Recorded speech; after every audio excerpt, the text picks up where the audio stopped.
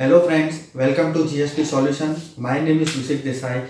In our today's video, we are going to discuss about the levy and collection of taxes. So before we start, we need to first understand the below mentioned topics as to what do you mean by levy, what is levy and collection of tax, what is the scope of supply, what is the taxability in case of composite supply and mixed supply, what is the scheme of composition, and what are the powers which are given to the government for granting the exemptions to various commodities, that is goods and services. Friends, what do you mean by levy? So levy is what? Article 265 of Constitution of India says that there cannot be any levy except by the authority of law. It means if you want to make any levy, it has to be as per the article number 265 and it has to be collected by the authority only. Now, who will collect it? So, Article 246A, subclause 1 says that it empowers the Parliament as well as the legislator of each state to make law in respect of goods and service tax by the central and the state government.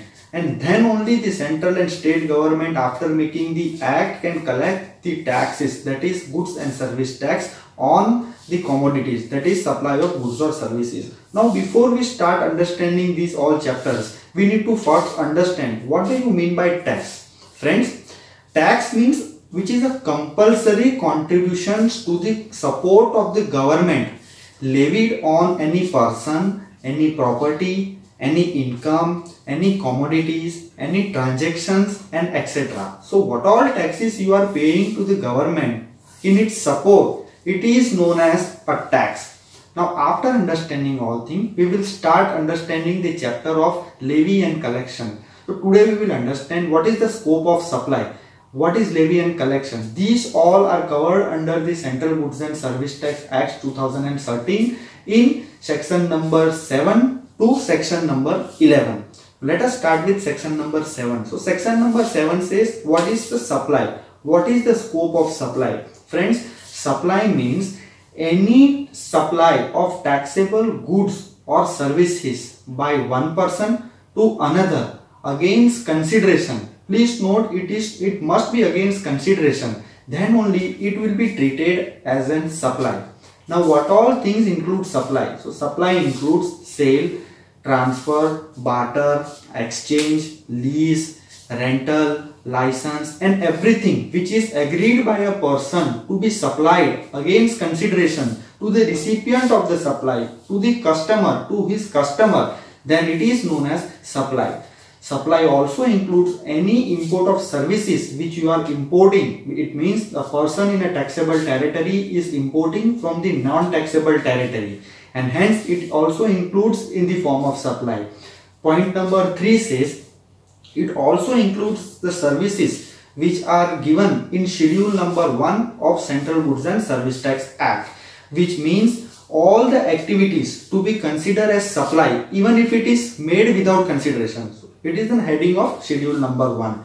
It also covers the activities which are given in schedule number 2. However, these entries, that is entry mentioned at clause number D, has been omitted with effect from 1st of July 2017 in the Amendment Act, and now it is further said that only if any transaction forms the supply, then only you will have to go to schedule number T2 and analyze as to whether it is a supply of goods or whether it is a supply of services.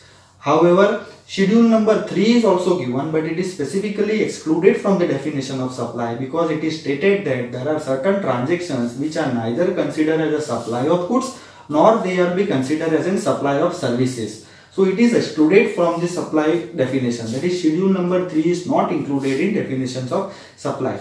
Government also has a power in a provision which is mentioned in definition of supply, that is section number 7, wherein it has been stated that government have the exclusive power wherein with effect from any date he can classify certain goods as a goods and certain services as in services. Government बोल सकती है कि ये तारीख के बाद ये service इसको सर्विस ही माना जाएगा और ये गुड्स को गुड्स ही माना जाएगा. So it is a power vested within the government. So this all things covers a definition of supply. So supply includes everything and if once it is concluded that you are into a scope of supply, आप supply की definition में fall कर रहे हो, तो वो transactions के ऊपर आपको जीएसटी लेवी करना पड़ेगा, जीएसटी इसके ऊपर आपको भरना पड़ेगा। Now we will understand section number 8, that is what is the taxability in case of composite supply as well as in case of mixed supply.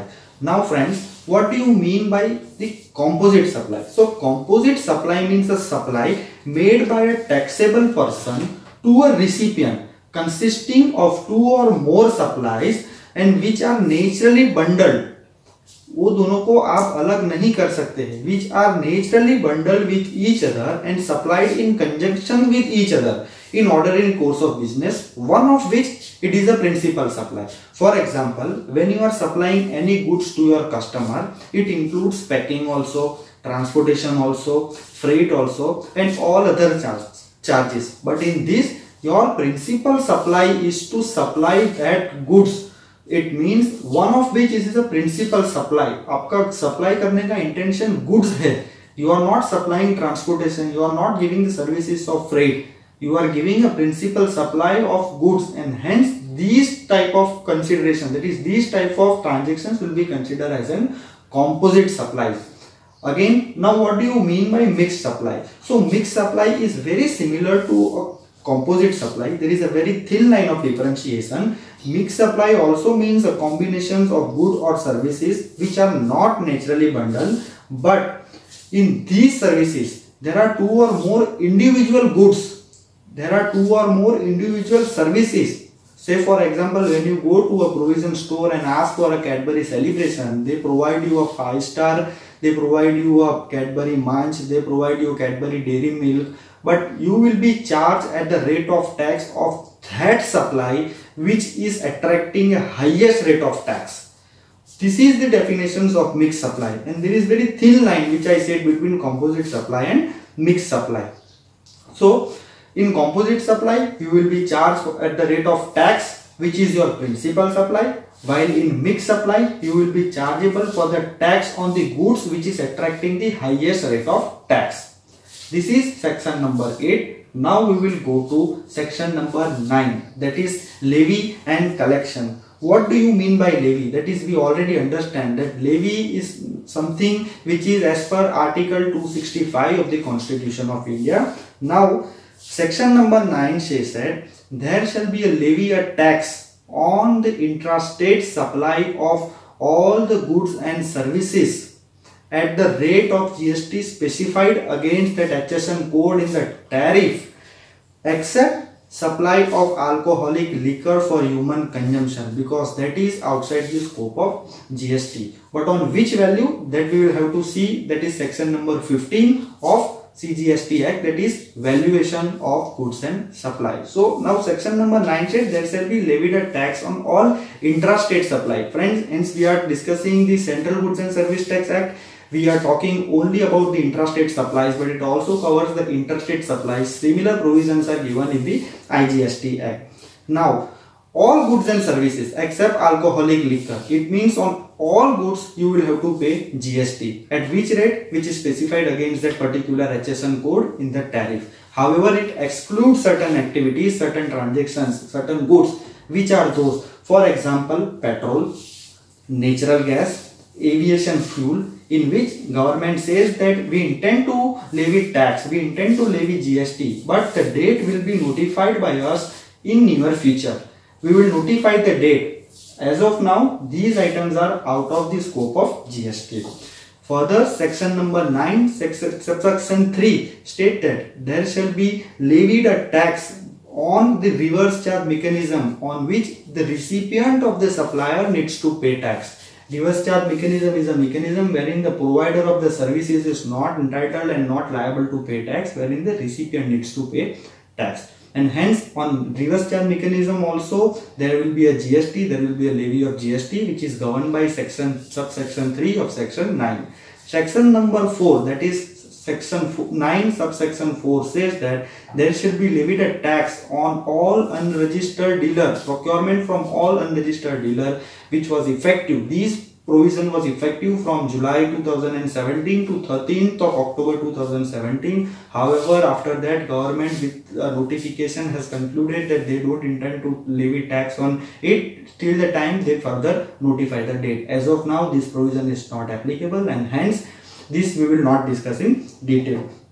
Further, under subsection 5, government may specify supply of services tax on which it's paid by electronic commerce operator. Now, what is this electronic commerce operator? Say for example, you are doing online shopping from Flipkart, from Amazon. So they are not here, their presence is not here. Who will pay tax? But section 9 says that there should be levy on these activities also by the electronic commerce operator if they are not having a registered place of business here, and if they have any of their representative in the state, then that representative will be liable to pay tax on such goods and services, that is on sale of these goods and services. However, if these electronic commerce operators do not have any of his representatives also here, then in such a case, these electronic commerce operators shall appoint a person who shall be the representative for that particular state, and that person is liable for paying tax on all the goods and services which is sold through the medium of electronic commerce operator. So friends, we have summarized this section 9, that is levy and collection, in a very brief manner, and hence we are of the conclusion that all goods and services which are into the category of GST, which are in the category, which are outside the category of exemptions, needs to be paid tax on all these activities. Now we will talk about section number 10, that is a composition levy. A composition scheme is for small traders. There are certain amendments also which are given in composition scheme. Now briefly let us understand to whom this composition scheme is levied. Friends, the threshold limit for registration of GST is 40 lakhs rupees for the dealer who is exclusively in the goods. These registration chapter we had already discussed in our previous video, hence we are not discussing it in any more. But to summarize it, any trader or any manufacturer whose threshold, that is whose turnover is more than 40 lakhs rupees but less than 1.5 crore rupees can apply for the composition scheme. He doesn't want to go into a full rate of tax. He will charge only a tax at the rate specified against that composition scheme. Now, what is this composition scheme for? There are three kind of person to whom these composition schemes are available. Clause number A says it is for the manufacturer whose turnover is more than 40 lakh, less than 1.5 crore. They will be entitled to levy a tax at the rate of 1.5% of CGST. Similarly, 1.5% of SGST on the turnover. उनके turnover के ऊपर उनको 1.5% CGST पे करना पड़ेगा. Clause number B says for the dealers and for the traders who are into selling of restaurant, that is जो restaurant का business कर रहे हैं, जो ह्यूमन कंजम्पशन के लिए ड्रिंक्स बेच रहे हैं other than alcoholic liquor, they will have to pay tax at the rate of 2.5% of their turnover according to Central Goods and Service Tax Act. Similarly in SGST 2.5, so total rate is 5. Clause number 3 says for every other suppliers they will have to pay tax under this composition scheme at the rate of 0.5% of the turnover in the state. 0.5% tax भरना पड़ेगा at CGST, 0.5% tax भरना पड़ेगा SGST. There are few other conditions also which are given in composition scheme. Is first, if you are into composition scheme, you will not be eligible to collect tax from your recipient. आप अपने customer के पास से tax collect नहीं कर सकते हैं. आपको जो टैक्स भरना है टर्नओवर के हिसाब से, that is simply your cost.